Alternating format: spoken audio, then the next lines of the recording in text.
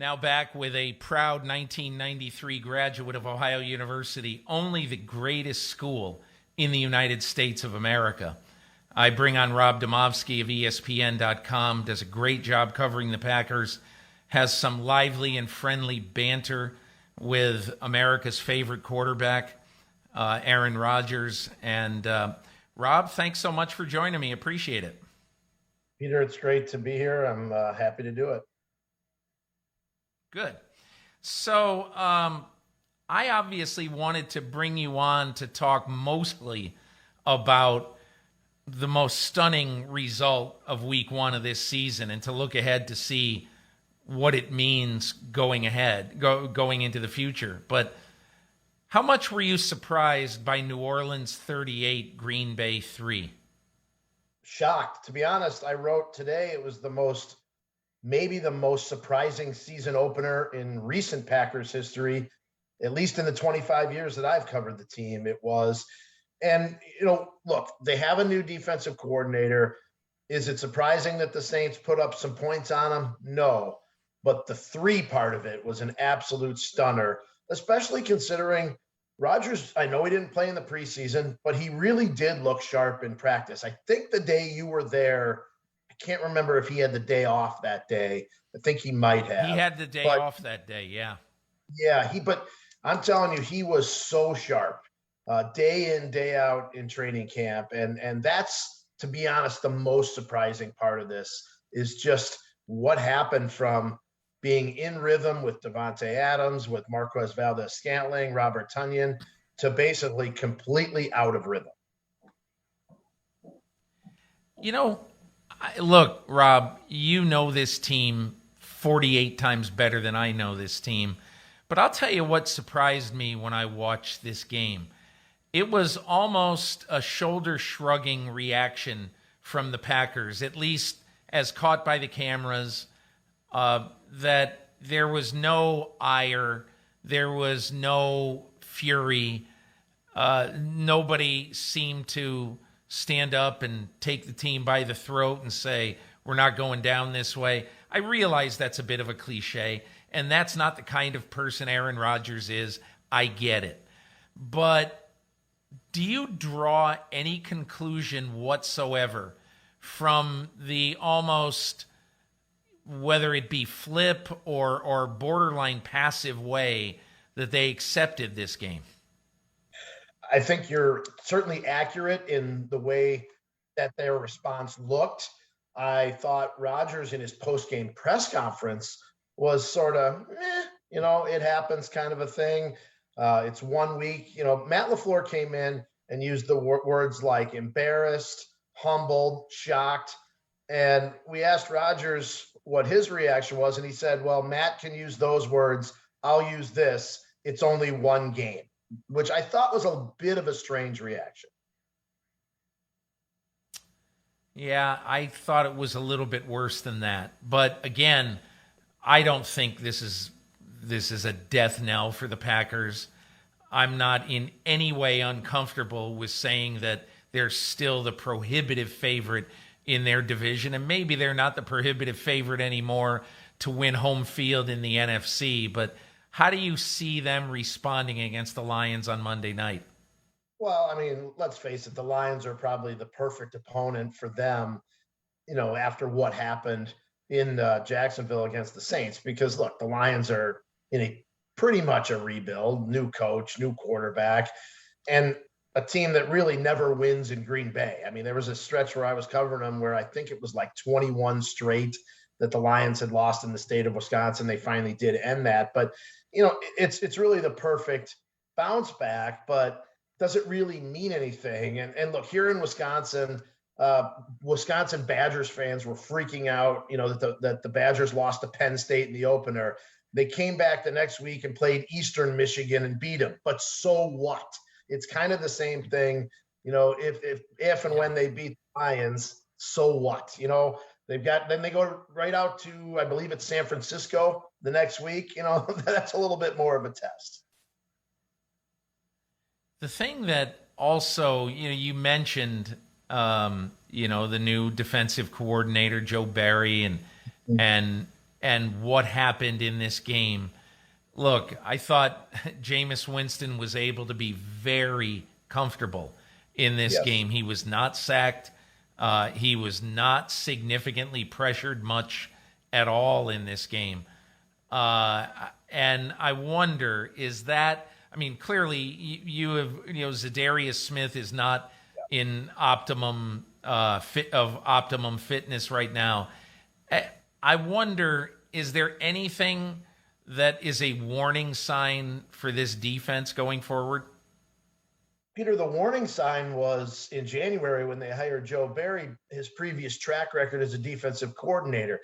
2 years in Detroit, his defense has finished 32-32.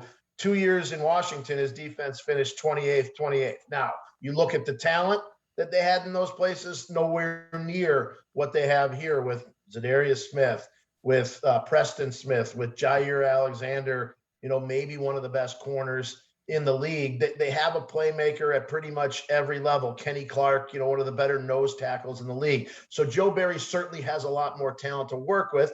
Plus, Matt LaFleur hired him for what? One reason, because he worked with the Brandon Staley defense, which is the Vic Fangio defense. But I'll tell you what, it didn't look a whole lot different from the Dom Capers 3-4 and then the Mike Pettin 3-4 after that. And to me, that's, the question mark going in was, is Joe Barry going to be any better than Joe Barry was in previous places? And is he going to be any better than Capers and Pettin were? And at this point, again, one game, let's not flip the panic switch. But at this point, the answer is no difference that we've seen.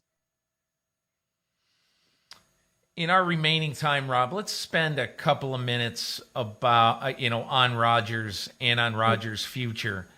My impression after spending just a few minutes with him in August is that he is going to be open to whatever happens in the future. We'll see what happens, that he hasn't made any firm decision. Who knows where he's leaning? I'm sure he has some lean.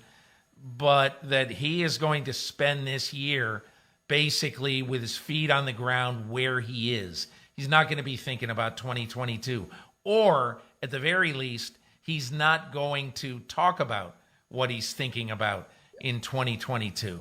What read do you get? You know him better than almost anybody in the media right now. So what read do you get on Rodgers both this year and going forward?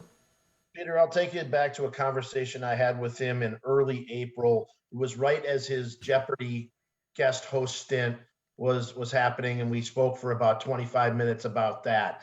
And then for about 5 minutes, we sort of talked around the idea of, why didn't they do anything with his contract this offseason? Why didn't they do anything with his contract when he was marching his way to another MVP last year? And when I hung up the phone with him that day, I said to myself, wow, this is going to be his last year in Green Bay. Now, about a week or two later, Adam Schefter, drops his incredible report that Rodgers basically confirmed everything when he stood up there the first day of training camp and detailed all of his grievances. But I just remember hanging up the phone with Rodgers on that day in early April, just thinking to myself, this is going to be it. This 2021 season is it. And it was more, I guess, Peter, when you talk to guys, it's more how they sound rather than what exactly they say. And to me, that was the feeling I got when I got done talking to him that day, is that he knows, and he either A, is resigned to that, or B, wants it that way. And I'm not sure which is exactly the way, and it may be both. It may be that he's resigned to knowing that the Packers are in a big salary cap problem next year, and that Brian Gutekunst drafted Jordan Love, and that he wants to turn things over. And it might be that Aaron Rodgers is ready to say, look, I saw what Tom Brady did. He basically was able to get his group together and go win a Super Bowl somewhere else. And Rodgers, may want to try that as well. So it could be one, the other, or some combination of both. What interests me about Rodgers' situation is that next year, which I reported, you probably have reported the same thing. Next year, he has the right to request a trade, and my understanding is the Packers then would have to trade him. Yep. And he will have some say. I don't know how much say, but he'll have some say as to where he can go.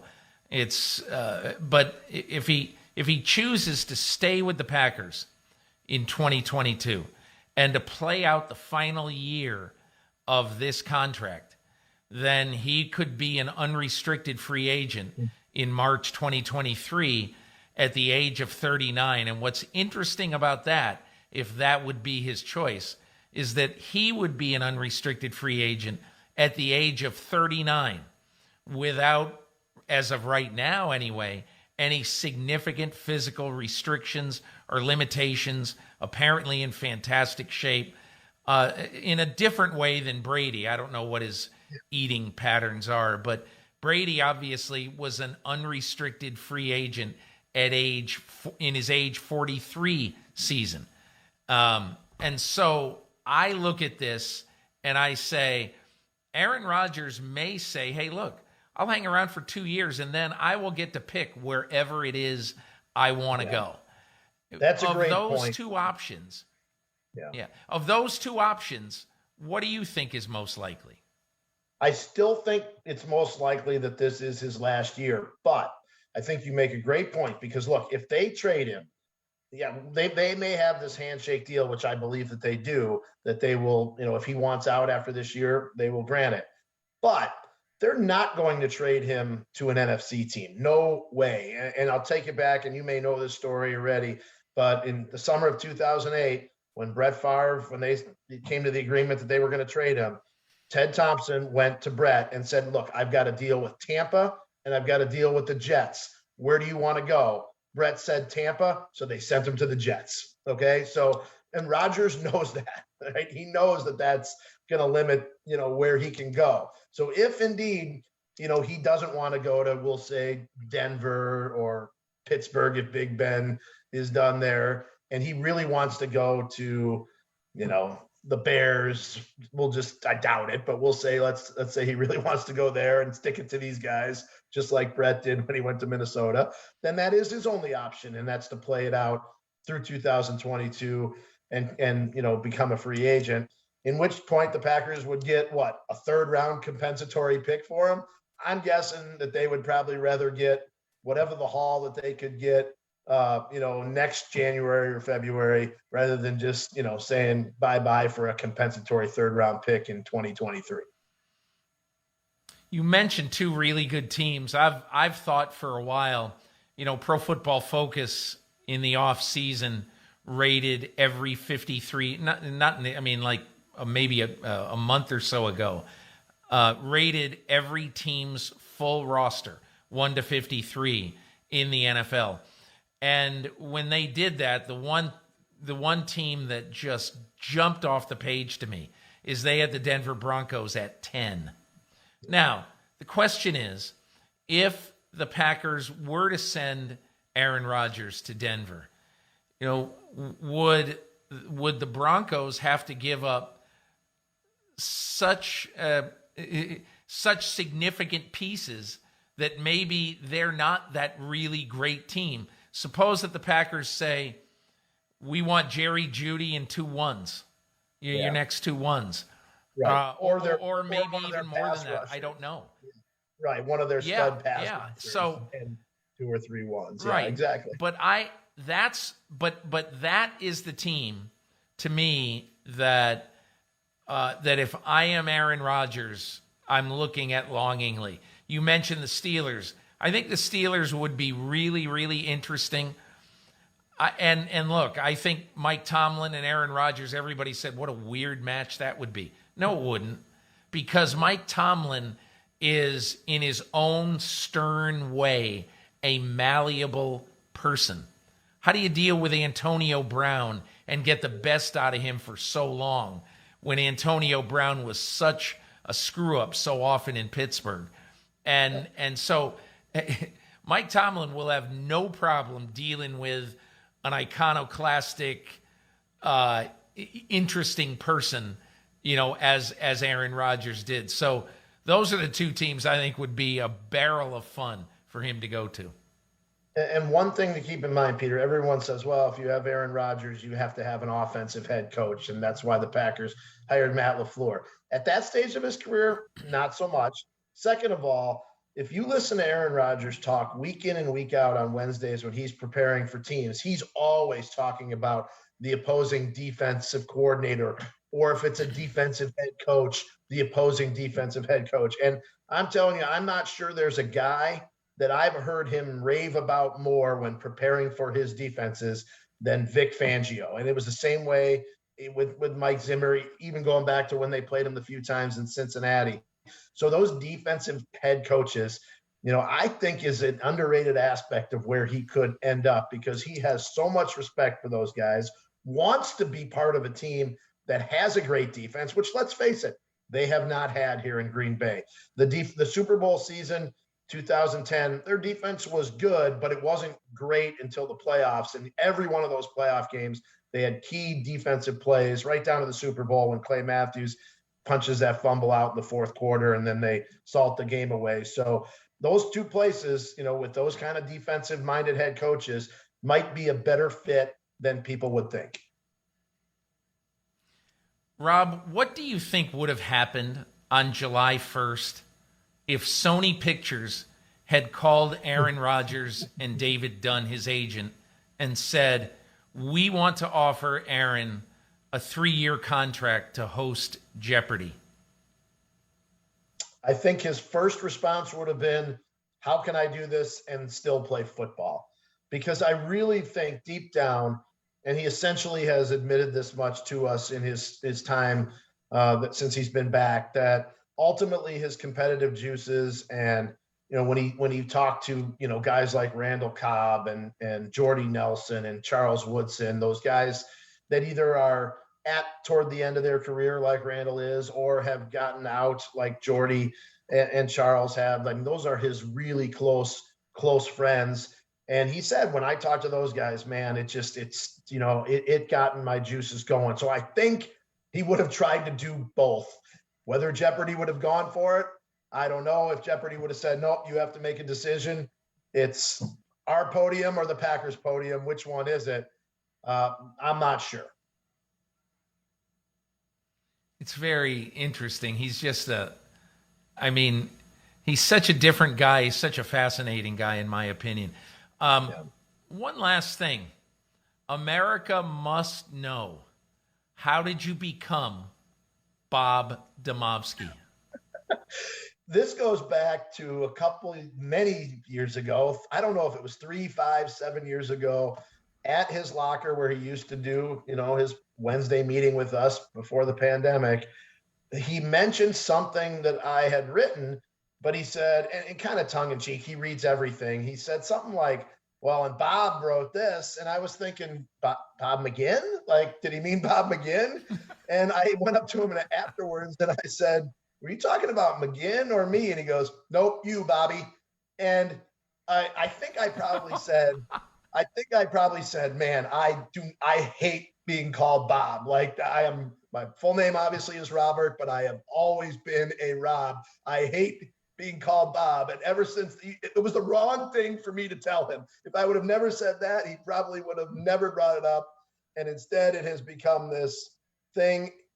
And there was, Peter, I got to be honest with you, there was a short time where I wasn't sure if he was doing it because he didn't like me.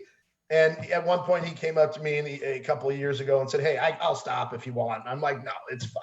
But yes, the fans on Twitter, I think, have taken it as like, whenever they want to rip me, they'll say, way to go, Bob. Like they think it's a negative thing. I certainly don't take it that way. But I will say, at first, I wasn't sure if he was talking about me or your good buddy, Bob McGinn, who you know very well. Yeah. I'm going to end with this that I'm just so curious about, because I've spent so much time in Green Bay over the years. I love the state of Wisconsin, love Spotted Cow, love Miller Park. It's just, I always feel great when I go to Wisconsin. It's just a cool spot. But after that game on Sunday, my first reaction is, how many people are just going absolutely bat crap crazy right now at the result of this game. What's it like in Wisconsin this week?